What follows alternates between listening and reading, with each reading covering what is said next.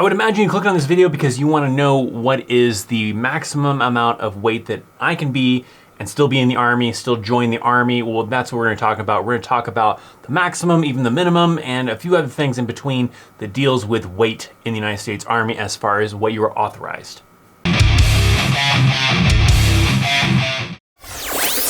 What's up, my friends? U.S. Army veteran Christopher Chaos, and today we're talking about the weight standards for the United States Army. And you might be thinking, they can't be that big, they can't be that big of a deal kind of a thing, because I've seen soldiers in photographs and videos that look overweight. And sure, that might sometimes be the case, and that's possibly because leadership isn't really pursuing, any kind of actions against them when they should be, but that sometimes happens. But nonetheless, there is a standard the United States Army has, and that's what we're gonna be dealing with and talking about that. Whether or not the units actually abide by them, that kind of depends on leadership sometimes, but the key thing is these are the standards they're supposed to go off of.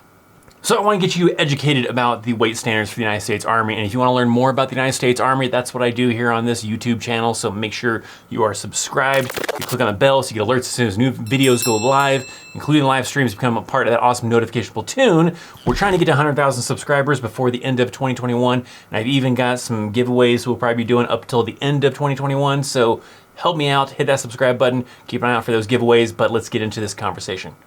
In the description box down below, I'm going to give a link to the actual Army publication that kind of covers this topic.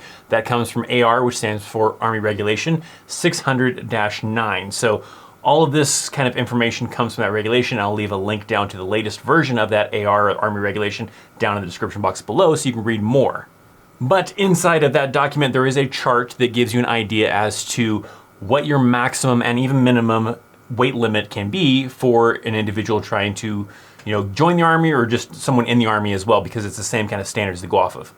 From the way I understand it, I've kind of heard some weird things from some people saying that the recruiter allowed them a little bit of leeway because they thought maybe they're going to lose that weight in basic training and somehow they got through. But nonetheless, this is the weight standard, so we're going to kind of dive into that chart, how to kind of read that chart, so that way you can get more in depth on your own if you want to, and understand how to kind of understand that chart, so that way you can figure out what your max and minimum weight is going to be if you are trying to join the Army, or maybe you're even currently in the Army. So let's come on over to the computer and let's kind of dive into AR 600-9, at least the weight kind of area of that Army regulation. Now, this is the latest version of AR 600-9. This is as of July of 2019, and so that is the latest version as I'm making this video that the Army website has for the publications, or the Army publication website that has them. So we're kind of cutting into page 23 here that kind of starts off with this chart. And this chart is what we're going to be looking at to see how it's kind of broken up, and you can check out the link down in the description box to read all of it and everything that you want to do. But let's also understand kind of how it works, because when a soldier is being taped, this is typically done like after a physical fitness test, sometimes other times too, but your most common time frame for active duty soldiers that this is done is after you do a physical fitness test. So the ACFT, now that that's kind of more of a thing, or as of March 2022, but that's kind of usually the time frame when they do so. So you do it in your physical fitness uniform. You don't like strip down naked, none of that stuff. And you don't have an option like strip down naked. It's not like fighters, how they can, cut and take the shorts off and everything to kind of maybe cut a little bit off, a little bit more to try to make that weight. No, you're doing the physical fitness uniform without the shoes. So you still have socks on usually. And then that's how you're being weighed. And it's usually after the physical fitness test.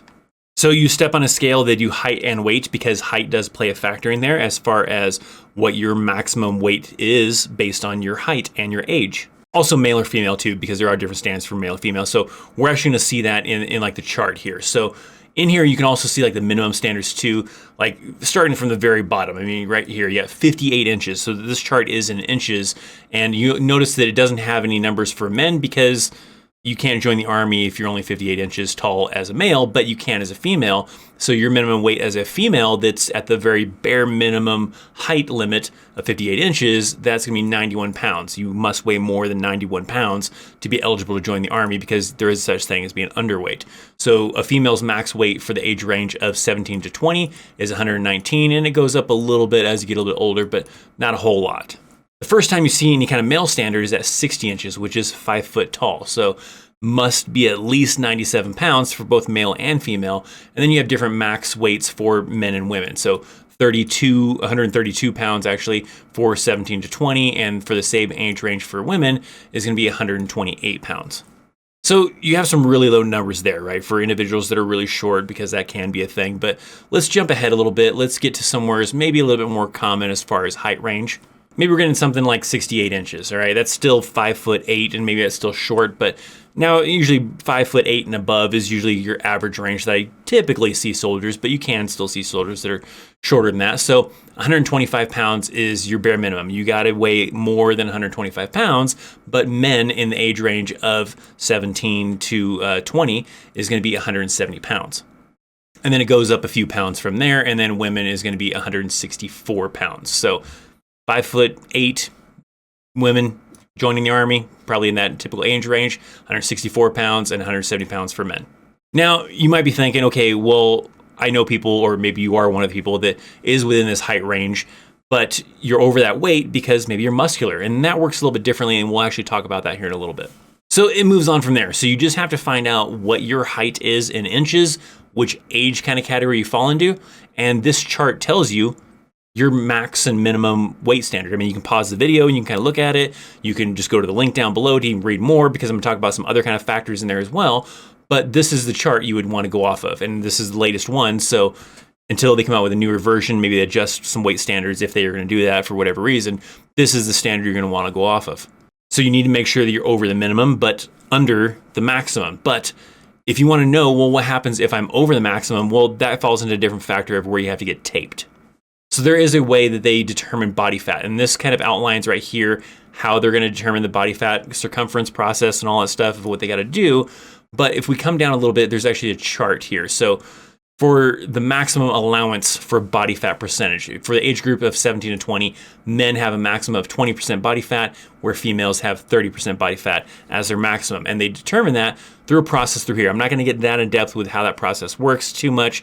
You have a measure that they measure like your neck and chest and waist or something like that, but it outlines it all inside of here. And then they have a chart that they have to kind of figure out from that circumference as to if you're over that limit. And if you're over that limit and over the weight, then yeah, you're considered overweight, because that's what they're going to do. Is if they go off of this chart up here, they look at someone who's, let's say, 6 foot tall, 72 inches, and they're over 190 pounds. Here is the maximum weight for someone that's between 17 and 20. Now you have to be taped. So now you have to go get taped and see if you're under the body fat percentage, because you can still be over 190 pounds because maybe you're muscular, and they got to make sure that your body fat percentage is within the allocated range that you're allowed to have. So that's just an additional process you have to do. But if they go through that process to tape you and they determine that your body fat percentage is, in this case, more than, 20%, then you're considered overweight. So they are going to go through that process to determine if you are overweight because you're muscular, or if you're overweight because you're have too much excess fat. And if that's the case, then you have to go on usually a different program to try to lose that weight, and then maybe retape again in X amount of days, X amount of months. So there is that process. Like, you will get a chance. Like, if it happens to be that maybe you're just really slacking for that month or whatever, and you're just eating too many cheeseburgers, whatever the case I guess might have been, you'll have opportunities. They'll probably put you on, they often call it like Fat Boy PT, they'll call it remedial PT. They have a lot of different words for it. I think officially it's remedial PT, but you'll probably be stuck doing that. Even if you can pass your PT test, they're still going to make you do extra PT because they need you to lose that weight. So it doesn't matter if you're overweight, but you can pass your PT test. No, you got to be able to accomplish both. You got to be able to accomplish both passing your fitness test and being within the weight standards. So you'll end up probably having to do PT twice a day kind of a thing, in the mornings and in the afternoons. They might even, have you talk to a nutritionist to manage weight a little bit better there. Sometimes it just depends on leadership as far as how they kind of want to do that. They're going to probably give you a counseling saying that, hey, you were overweight, so here's the plan of action to get you within the weight standards, and here's the time limit you have before you're going to be reweighed and taped, and see if you fall within the limits then. I've known people in the Army that always had to get taped, and that was because they're muscular people, right? And that happens. I've also known people that always had to get taped because they were just overweight, and they would usually cut the weight a little bit, but then put it back on, and it was always this constant cycle. But because they were able to lose the weight at one point in time, and then put it back on, they kind of still would just play this back and forth thing. And the leadership kind of allows that, I guess. But if it's a thing where you're constantly failing the weight limits and you're not cutting the weight, then they can pursue other things like to possibly chapter you out of the Army. Now, there's a couple other things that I want to kind of talk about in this kind of regulation.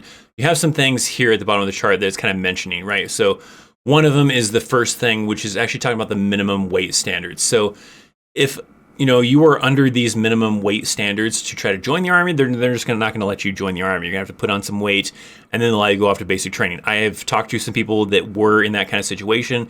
They couldn't put on the weight, and the recruiters didn't let them join the Army because they couldn't put on the weight. And some people are like that. Maybe you're a small person, maybe you're just really skinny kind of a thing, and it might happen. But if you are a soldier that is currently in the Army and you somehow fall under these weight standards, this part actually talks about that, saying that they're going to have the commanders have a medical evaluation to find out, are you sick? What's going on? Why are you suddenly underweight now? And kind of get checked out by a doctor.